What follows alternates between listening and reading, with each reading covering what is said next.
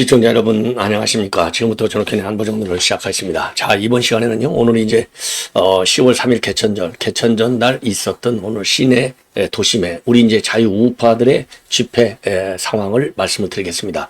오래간만에요, 수만 명이 모여서 그야말로 이 함성을 울렸습니다. 탄핵에 절대 반대한다. 자, 그래서 우리가 조국을 끌어낼 때 지금 광화문에 1천만이 모였다고 했잖아요. 그러니까 이제 오늘 뭐 한 3, 4만 명 정도 모였다, 이런 지금 보도가 나오고 있는데, 요거를 수백 배로 이제 키우는 하나의 이제 결정적인 모멘텀을 만들 수 있지 않을까, 이렇게 생각이 듭니다. 왜냐면요, 지금 민주당 그리고 이제 이 종북 단체, 시민단체들이 10월 달을 대대적으로, 그래서 10월 정권 위기설, 11월 위기설, 이런 것들이 계속 나오지 않습니까? 그래서 지금이야말로 우리가 그야말로 하나의 무서운 힘을 야권에 그리고 종북 단체들에게 보여줘야 될 것이 아니냐, 이런 측면에서 오늘 시내도 굉장히 어려웠고 난리가 났다고 하지만 굉장히 필요한 집회였다, 그런 측면에서 관련 내용을 보도해 드리도록 하겠고요.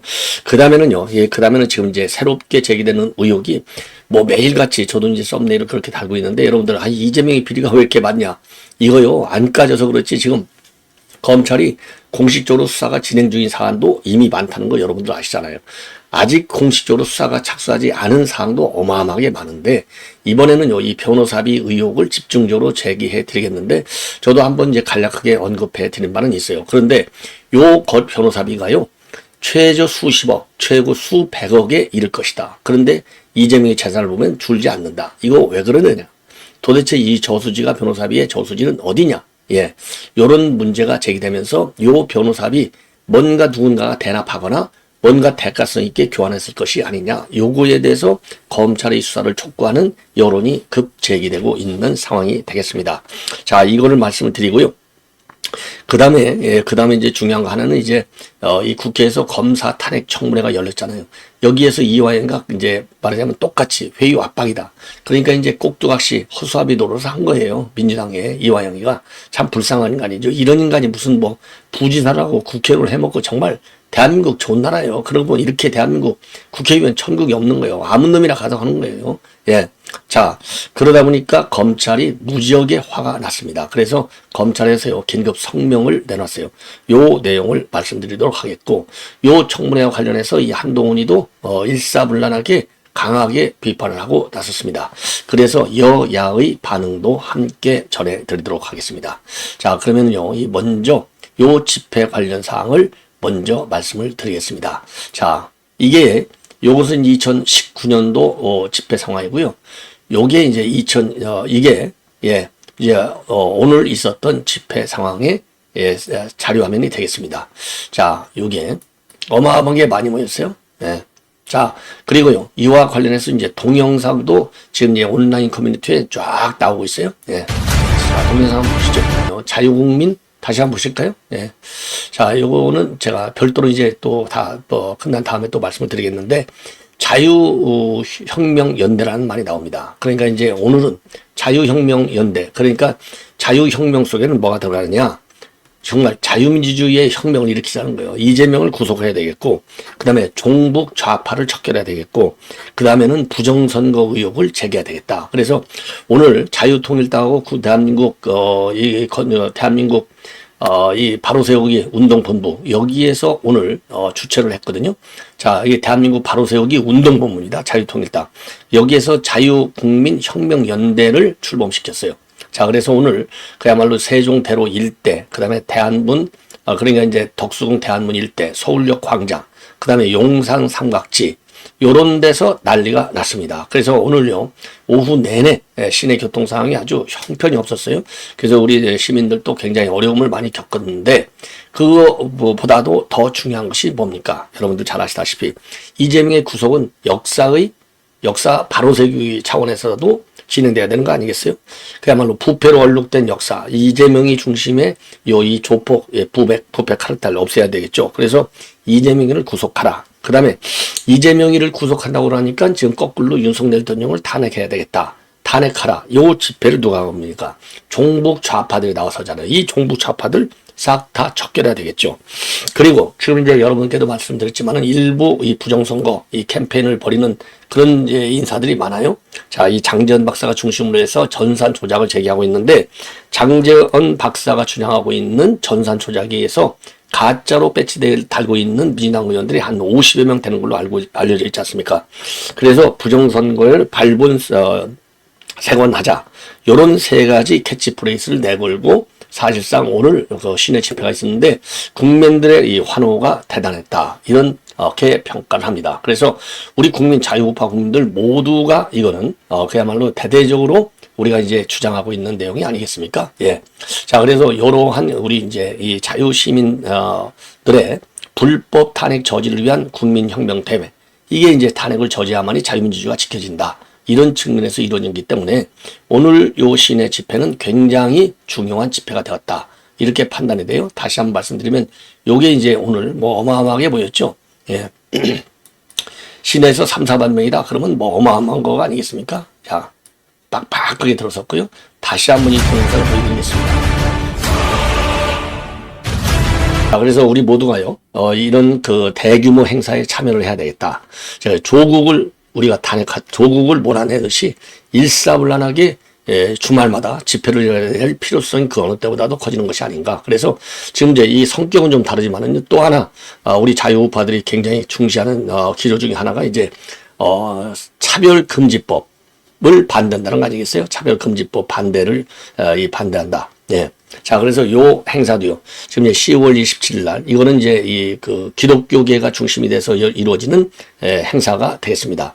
자, 그래서 이제 차별금지법, 당연히 차별금지법을 해야 되겠죠. 그러나 여기 반대를 하는데, 차별금지법 왜 그러냐? 여기에 그야말로 대한민국의 미풍양속을 해치는 동성연애자들, 요런 문제가 지금 제기되고 있어요. 그래서 요런 동성연애자들의 이 권리를 좀 제한해야 될 것이 아니냐. 그야말로 이런 사람들에 대해서까지 우리가 동성연애자가 아닌 사람들끼리 가지고 있는 차별금지를 그대로 적용하는 것은 문제가 심각하다. 그건 성적인 문제서부터 시작해가지고요, 아주 복잡해요. 예, 그래서 요 10월 27일 집회에도 우리가 절대적으로 많이 참여해야 될 것이 아닌가, 이렇게 생각이 듭니다. 그래서 이런저런 이 국가적인 이 대의 명제가 있을 경우에는 일사불란하게 모여서 기본적으로 우선은요, 이 야당의 탄핵 집회 선동, 요거를 막아야 되는데 의미가 있지 않나, 이렇게 생각이 들어요. 자, 이번에는 여러분께 이미 말씀을 드린 대로 변호사비와 관련된 의혹이 일파만파로 커지고 있어요. 지금 이제 이 여기저기서 나오는 내용을 종합적으로 본다면, 이 변호사비가, 이재명 변호사비가 어마어마하다. 이재명 변호사비가 이제 어느 정도까지 되느냐? 수십억에서 수백억까지 달할 수 있다. 그만큼 대규모의 호화 변호인단을 지금 이끌고 있기 때문인 거예요.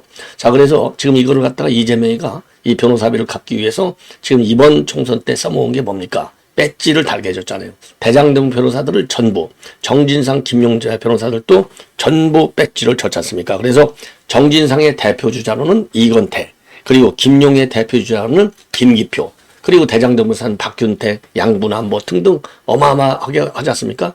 요런 인간들을 전부 배지를 줬어요. 그러니까 연봉이 1억 한 6, 7천, 그리고 보장까지 합치면 뭐 7, 8억.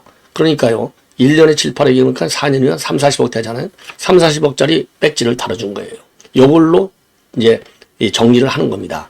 요런 게 하나 있고, 그 다음에 다른 하나는 이게 어디선가 저수지가 있을 것이다. 저수지 중에 가장 큰 저수지라고 생각할 수 있는 게 대장동의 428억 저수지가 아니겠느냐. 그 다음에 이제 또 저수지는 어디서 나왔겠느냐. 바로 김성태 이 쌍방울 금고에서 나왔을 것이다. 김성태가 어마어마하게 다양한 형태의 페이퍼 컴퍼니를 많이 만들었잖아요. 여기에서 김성태가 이 변호사비를 탄압했을 것이다. 그리고 앞으로 김성태가 말이죠, 지금 이제 10월 18일로 추정이 되는데 짐작들을 하고 있어요. 지금 항소심 재판이 열리면 그때 안부수랑 김성태가 나가서, 특히 김성태가 쌍방울에서 돈을 댔잖아요. 여러 가지로. 예, 대북송금 800만 불 됐는데 요거 뭐 변호사비 몇십억 되는 거야? 그게 무슨 문제겠어요? 그러지 않아도 이미 이태영 변호사한테 20억을 댔다. 이 변호사비 대납 의혹이 불거진 바 있어요. 근데 이게 수사가 어디까지 가고 있는지 한참 나오다가 지금 한 몇 년째 이게 소식이 강감해요. 자, 그래서 국민의 알 권리를 충족시켜주는 차원에서 변호사비 대납 의혹을 검찰이 신속하고 철저하게 수사를 해서 요거를 국민에게 공표해야 될 것이 아니냐, 이런 문제 제기를 하고 싶습니다. 자제. 예. 자, 그래서 지금 저수지가 아까도 말씀드린 김만배 428억짜리가 있고 김성태 저수지가 있고 그다음에 배지로 일종의 이제 대가로 준 게 있어요. 야, 왜 그러느냐? 왜 이런 그 내용이 의혹을 제기받을 수 없냐면, 제기될 수 없냐면, 도대체 이 김홍걸 그 변호사비가 사례 나오고 있어요. 김홍걸의 경우에 이제 이 불법, 그러니까 재산을 갖다가 제대로 신고 안 해갖고 공직선거법 위반 혐의로 심사를 법원에 재판을 받았잖아요. 그때 불과 넉 달 사이에 얼마가 들어갔느냐? 1억 8천만 원이 들어갔다는 거예요. 본래 7천만 원만 일시불로 주고 띄어먹으려고 하다가 법원에 이제 변호인들이 고소를 하니까 법원에서 너 1억 8천만 원을 지급해. 이게 법원 판결이 1억 8천이에요. 그러니까 실제로 주고받는 변호사비는 그보다 크면 컸지 작을 리가 없지 않습니까? 자, 그래서 이게 문제가 되는데, 그러면 자, 그래서 이제 요 변호사비 대납, 요런 것들이 이제 되면서 이 김홍걸하고 이제 비교가 될 때 수십억, 수백억이 될 것이다. 그 다음에는 또 이 뭔가 또 누구한테, 지금까지는 이제 변호사비가 누가 판사한테 갔는지는 모르잖아요. 그러나 지금 이제 온라인 커뮤니티라든가 이제 온라인, 그리고 이제 알게 모르게 여기저기서 거론되는 그 내용들을 보면은요, 지금 판사들한테 캐시로 줬을 가능성도 배제할 수 없는 것 아니냐, 이런 추론까지, 루머까지 나오고 있는 거예요. 그래서 대표적으로 이 강규태 공직선거법 재판을 거의 한 1년 6개월 이상 끌다가 포기하고 사표까지 나갔잖아요. 이게 뭔가 저질로 멀쩡한 판사가 왜 갑자기 나가냐 이거예요. 나 재판 못 한번 갔다고 하고. 수상하다. 그리고 그 이전에 누가 있습니까? 유창훈이가 영장을 기각했잖아요. 아무리 좌파라고 하지만은 소명됐다라고 하는 부분까지 있는데 이 영장을 기각했어요. 그래서 유창훈이도 뭔가 현금 거래의 대상이 됐을 것이 아니냐. 권순이는 말할 필요도 없죠. 권순이는 1억 5천 갔지 않습니까? 고문유로 해가지고 이미. 그러니까 50억 클럽까지 갔잖아요. 그래서 50억 클럽의 판사들도 또 여러 명 추가로 있을 것이다 이겁니다. 예, 그래서 50억 클럽의 판사 새로운 인물 중에 하나가 이제 유창훈, 강규태, 김동현. 그러니까 이제 김동현이는 위중교사 사건, 그 다음에 대장동 본류 재판, 그 다음에 한성진은 공직선거법 재판. 예, 요런 이 판사들 서너 명이 말하자면 현금 거래의 대상이 됐을 것 아니냐, 이런 의혹이 제기되고 있고요. 왜 이재명의 변호사비가 그야말로 이제 수십억에서 수백억까지 이를 것이다 라고 추론이 되냐면, 이재명의 변호인이 최저 21명에서 최고 27, 8명이 될 것이다, 이러한 추론이 나오고 있어요. 예, 그래서 요 21명에서 28명 정도의 21명에서 최저 28명의 변호인단을 이끄는데, 이재명의 재판이 제일 오래된 게 이제 공직선거법 2년 2개월, 대장동도 가까이, 어마어마한 기간 동안 유지가 되고 있잖아요. 그런데 김홍걸이가 불과 4개월 만에 1억 8천만 원을 내라. 법원의 판결이 그렇단 말이에요. 법원의 판결이. 예. 그러니까 요거 수십억, 수백억이 되는데, 이유는 한 21명에서 28명이니까 대충 20명만 잡아도 월 5천만 원에서 1억은 나갔을 것이라는 겁니다. 그러면 20명으로 따지면은 지금 얼마예요? 5천만 원만 돼도 10억이 되고, 20명 기준으로 했을 때 만약에 1억이 들어갔다 그러면 20명이 들어갔을 때 1년에 20억이 들어가는 겁니다. 그러면 대장동, 그 다음에 이제 이 공직선거법 위중교사, 그 4개 재판이잖아요. 대북 송금 사건, 요 4개 재판이 지금 이제 기한을 보면은 2년 가까이 되는 2년 가까이 재판이 진행되고 있는 거예요. 그래서 월 10억으로 들어가면 최저 240억이 들어가는 것이고, 1년에. 그 다음에 2년 하면은 480억이 들어가잖아요. 자, 20억씩, 그러니까 10억에서 20억이 들어가는데, 20억으로 기준하면 1년에 245억, 2년이면 480억. 10억으로 들어가면 반대로 120억에서 240억. 그러니까 하여튼 수백억 대의 변호사비가 들어간다는 겁니다. 그래서 이 부분은 우리가 이제 그냥 넘길 수는 없다, 이런 여론이 지금 압도적으로 크게 부각이 되고 있어요. 그래서 이 부분에 대해서 검찰이 정확하게 빨리 재판에 수사에 착수해야 될 것이 아니냐. 더군다나 이거는 왜 그렇게 되냐면 이런 호화변호인단은 20여 명을 이상을 끌고 있는데 그러면 자기 돈을 냈다. 그러면 재산이 줄여야 되잖아요. 근데 저도 여러 번 말씀드렸잖아요. 이재명의 재산은 35억 내외에서 변화가 별로 없어요. 있어봐야 1, 2억인데 1, 2억이 왜 변화가 있었느냐? 변호사비 줘서 변화가 있다고 보기는 어렵다는 겁니다. 왜 그러냐? 경기도 법화를 마음껏 써봤잖아요. 그 경기도 지사 할 때까지. 근데 2022년도까지. 그런데 23, 24년도는 이 법화가 없어졌어요. 아니, 물론 국회 법과도 있지만은, 그거는 이제, 이 후원금 받은 거, 이런 거를 따지면은, 이게 이제 국회 선관위에다가 다 보고하게 돼 있잖아요. 그러니까 옛날 경기도 법화보다는 나름대로 좀 투명성이 큰 거예요. 그러니까 말하자면 후원금도 마음대로 못 써. 법화도 없어. 이러다 보니까 자기 돈으로 이제 밥값 내야 되잖아요. 전에는 자기 돈 갖고 아니라 경기도 법화 가지고 아침 조찬 비용까지 들은 거 아니에요. 그 아침 조찬 비용만도 150만 원 들었다는 거 아니겠습니까? 예, 황제 조찬.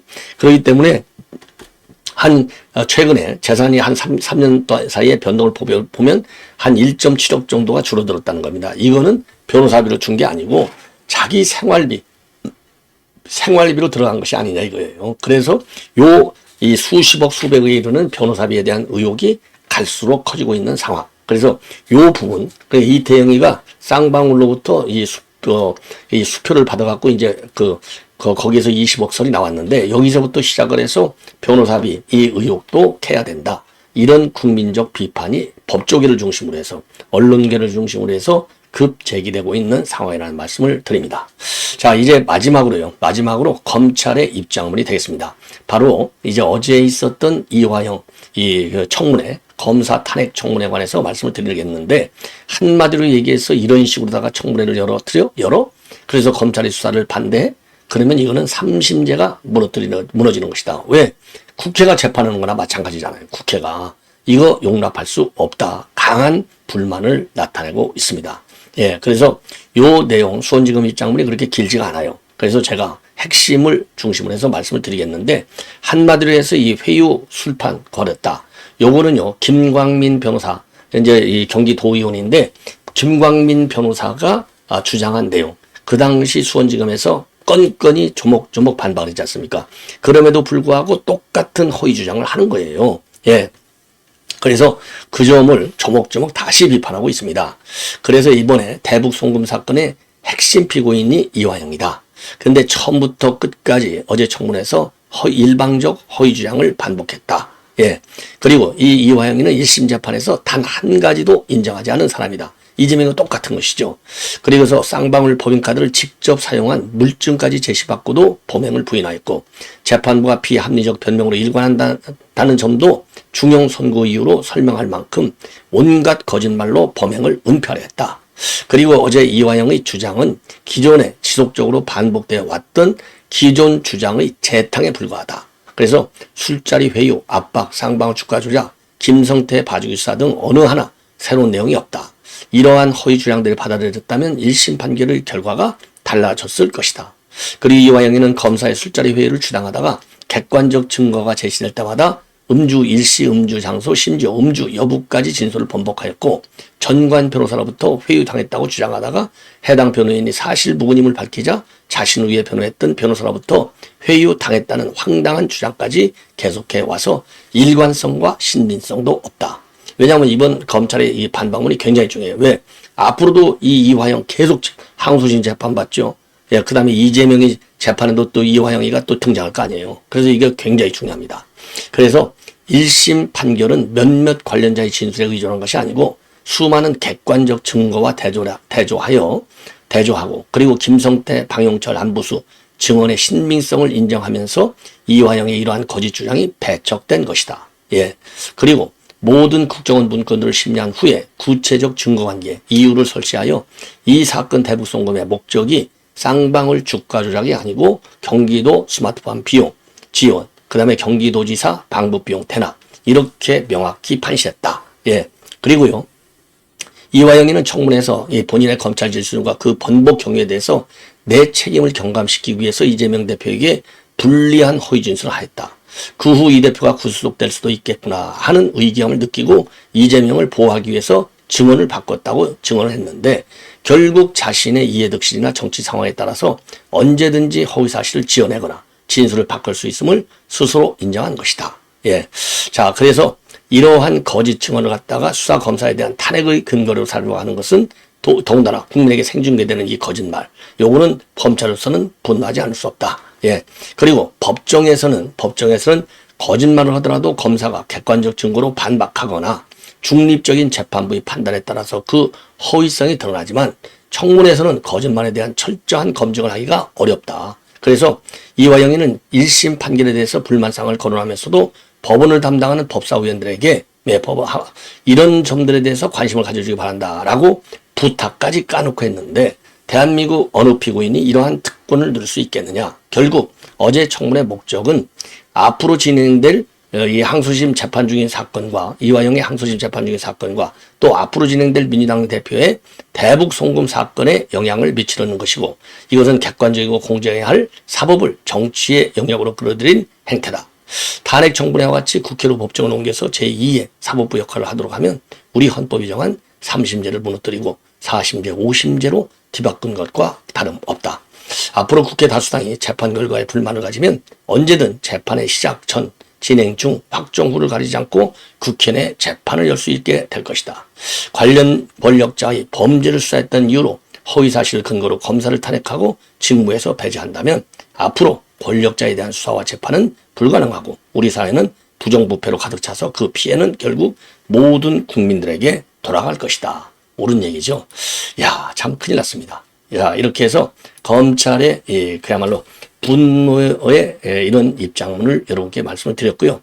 자, 이렇게 이제 어제 청문회와 관련해서 한동훈 이 대표가 직격을 날리는 입장문을 내놨습니다. 당연히 이건 내놔야죠. 당연히. 자, 그래서 한동훈이가 뭐라고 내놨냐면요. 한마디로 얘기해서 이거는 사법방해의 결정판이다. 예, 이렇게 내놨어요. 그래서 이 자료화면에서 보듯이 범죄 혐의자가 국민을 대신해 이 국가기관을 수사기관을 공격하는 장을 만들어 줬는데 대한민국의 기본을 무너뜨린 청문회다. 자, 그리고 이재명 대표 방탄을 위해서 민주당이 국회 상임위를 사유하고 사법방해의 도구로 쓰고 있다. 본인에게 유리한 진술을 받아내기 위해서 도지사라는 권력을 이용해 회유한 의혹을 받는 이재명의 위중교사 사건을 떠올리게 한다. 자, 그래서 요거는요, 또 다른 이재명의 위중교사 사건이다. 요렇게 지금 한동훈은 주장을 하고 있습니다. 그래서 요것도 굉장히 중요한 위중교사가 아니겠습니까? 자, 그래서 시중일관 이화영이가 위중한 거나 마찬가지예요. 저도 이제 이재명의 위중교사 이게 한두 개가 아니라는 거 이미 여러분께 말씀을 드렸죠. 그래서 아까 변호사비 의혹에 대해서도 철저하게 다시 수사를 해야 될 뿐만 아니라 요 이재명의 위중교사 다른 사건에서도 계속되고 있기 때문에 요 부분에 대한 수사도 속도를 높여야 될 것이 아니냐, 그리고 새롭게 작성해야 될 것이 아니냐, 이런 문제 제기를 하고 싶습니다. 시청자 여러분, 이것으로 본 방송을 마치겠습니다. 대단히 고맙습니다.